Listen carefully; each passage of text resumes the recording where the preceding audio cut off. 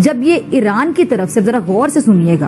बड़ी खबर युद्ध के बीच सामने आ रही है। पाकिस्तान पर भड़का है ईरान। युद्ध के बीच बड़ी चेतावनी दी है। सऊदी के साथ जाने पर चेतावनी दी है। आपको बता दें कि सऊदी की राजधानी रियाद पहुंचे थे आसिम मुनीर, जिसके बाद से अब सऊदी अरब के साथ रिश्तों को लेकर पाकिस्तान को ईरान ने बड़ी चेतावनी दी है।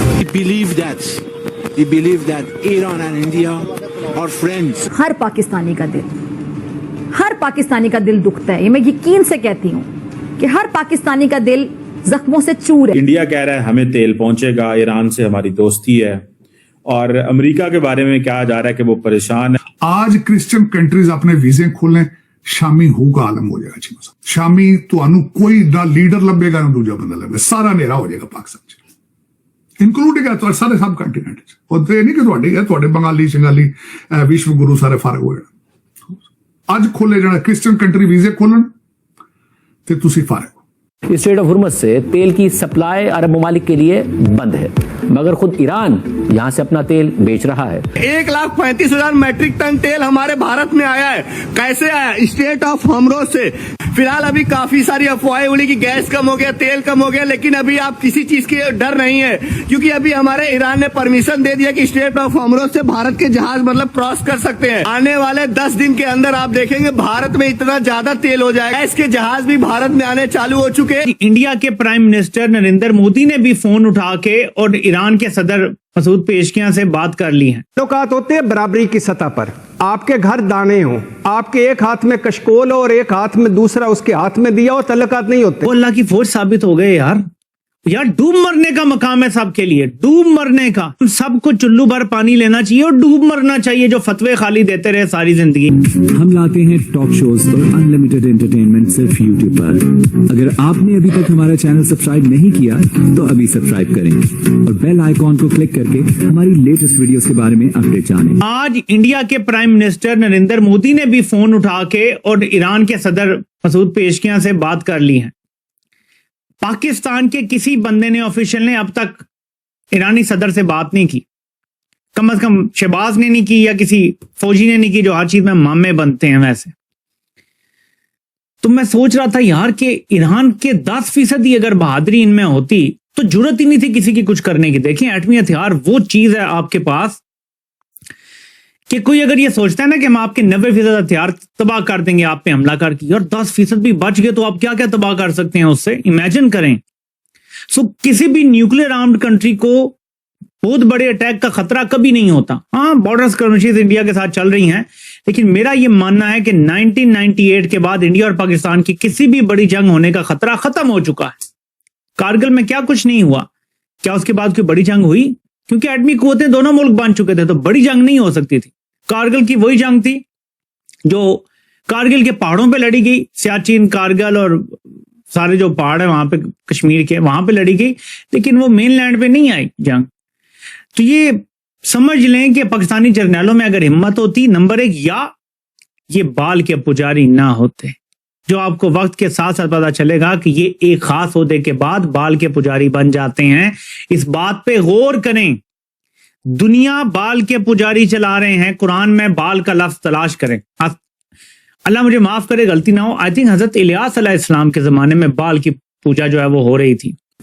हमारी सरमायाकारी 41% डाउन है, हमारी तिजारत है कोई नहीं, हमारे कर्जों में हम जकड़े हुए हैं, बेरोजगारी हमारी बढ़ी हुई है, गुर्बत हमारी बढ़ी हुई है, और जो हमारे दोस्त हैं, एक हिमालय से ऊंचा और समंदरों से गहरा, हमारी टोटल मईशत है $450 अरब की, और हमारे पे कर्जा है $350 अरब। उनके लिए तो एक ऐसे ये झूंगा है, ये जो इतने तल्लुकात हैं, ये बलाएं लेने वाले तल्लुकात, आजा जफ्फी लाल है, तो ये तल्लुकात वो हमारे नहीं देखते। मेरे और कामरान शाहिद के तल्लुकात हो, मैं साइकिल फटपटी पे फटीचर साइकिल पे आ रहा हूँ और इस गाड़ी से गुजरे, बड़ी लंबी चौड़ी, और तो कोई छोटी सी गाड़ी मुझे भी दे दोगे ना भाई, दोस्त है अपना, अच्छी मुनासिब गाड़ी, आजा सजना तू भी बिच बह जा, गड्डी एसी लाल है।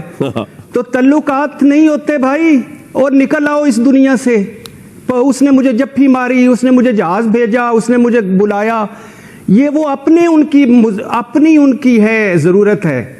आप मेरे प्यारे भाइयों, निकलो इस बात से। हम उनसे क्या ले, तल्लुकात बड़े अच्छे। चीन के लिए क्या है यार, ये सिर्फ कामरान भाई रुकिएगा, चीन के लिए क्या है?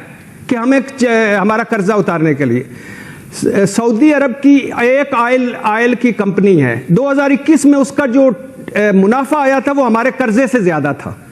तो वो एक मुनाफा ही 1 साल का हमें दे देते, तल्लुकात होते। तो देखिए, तल्लुकात होते हैं बराबरी की सतह पर।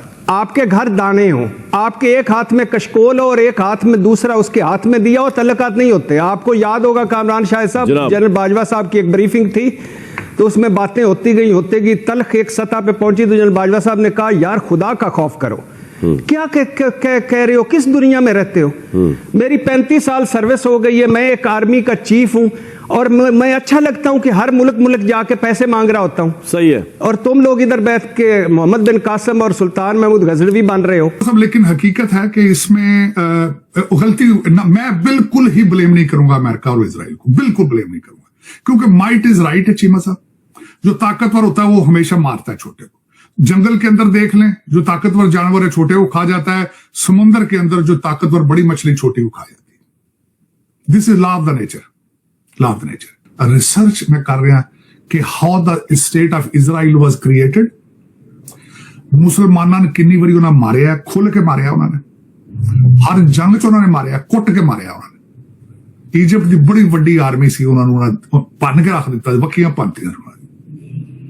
गुलान हाइट्स उन्होंने जिस तरह टेक ओवर की थी। वो इंडिया कहता है जी हमारी गैस आ रही है, क्योंकि ईरान ने कह दिया कि इंडिया को जो जहाज हैं वो जाएंगे। इस पे क्या कमेंट करें? चीमा साहब, इस पे कमेंट ये है, गैस से याद आया कि हमारे विश्व गुरु ने एक दफा ने कहा था कि मैंने गटर से गैस निकाल के चाय बना ली थी। तो उन्होंने गैस तो बंद ही नहीं हो सकती, इन्नी आबादी है, गटर से इन्नी गैस है जिंदी आदि को नहीं। ये मुझे कल परसों किसी ने भेजा कि हमारे विश्व गुरु स्पीच दे रहे थे कि मैं तो बहुत बड़ा साइंटिस्ट था भाई, मैंने तो गटर में पाइप लगाई तो वहां से चाय के चूल्हे के नीचे लगाई तो चाय बन गई थी। तो जितनी आबादी है इनकी गैस तो बंद ही नहीं हो सकती। बल्कि मैं तो कहना वो चीजें गैस एक्सपोर्ट कर जीसीसी कंट्रीज भेजन, तो भी बेचन गैस, इन्नी आबादी।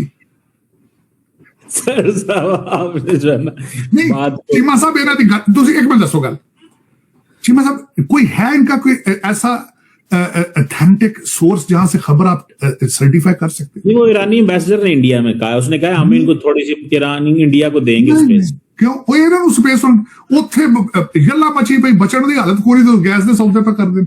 ये सुबह आग छड़ दें, हम इजराइल के साथ खड़े हैं, शामी उन्होंने भी फोन कर लेंगे। वही दोगली पॉलिसी जी पहले तेल लेना ईरान तो उधरों कहना अमरीका साडे पैरी पै जाए। ਅੱਜ ਸਵੇਰੇ ਜਾ ਕੇ ਇਜ਼ਰਾਈਲ ਦੌਰੇ ਤੇ ਹੋ ਕੇ ਆਏ ਜਿਹੜੇ ਜੰਗ ਸ਼ੁਰੂ ਹੋਈ ਹੈ, ਤੇ ਹੁਣ ਦੁਨੀਆ ਦੇ ਪ੍ਰੈਸ਼ਰ ਚ ਆ ਕੇ ਇੱਕ ट्वीट कर दी गई, हम उनके साथ अस्सलाम वालेकुम पाजी की हाल चाल।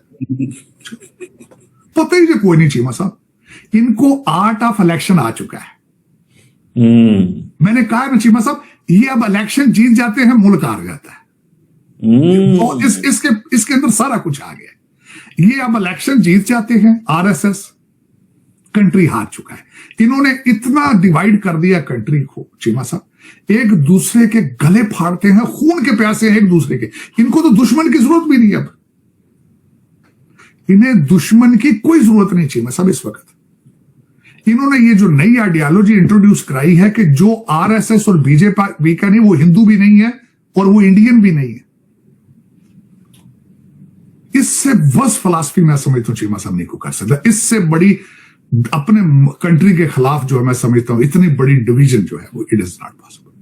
मॉडर्न पीरियड में पता नहीं इसको क्या कहा जा सकता है, इसको डिक्टेटरशिप कहें, इसको आप क्या कहें, आप इसको मानार्की कहें, आप इसको कल्ट कहें, आप इसको माफिया के क्या, मेरे पास तो वो लफ्ज ही कोई चीमा साहब क्या कहूं इसको, लेकिन कोई समझ से पा। मैं चीमा साहब मैं देखे 2-4 चीजें, मैं जिस तरह मैं हमेशा कंडेम करूंगा इस चीज को, मैंने अक्सर देखा है चीमा साहब, जिस तरह ग्रेटर इजराइल का कॉन्सेप्ट है, इधर से खंड भारत का कॉन्सेप्ट है, उधर से गजवा हिंद का कॉन्सेप्ट है, उधर से ये कॉन्सेप्ट है कि पूरी दुनिया टाइम आएगा सारी दुनिया मुसलमान हो जाएगी। रोजाना बीबी नेतन्याहू कहता है हम ईरान के लोगों को आजादी दिलाना चाहते, को बचेगा वहां तो आजादी दोगे ना भाई उनको। सही है। तो आपको ये वीडियो कैसा लगा कमेंट बॉक्स में जरूर लिखिए। इस वीडियो को लाइक कीजिए, शेयर कीजिए, सब्सक्राइब करना ना भूलिए आपके चैनल EFCZ को। तो मिलते हैं अगली वीडियो में। जय हिंद।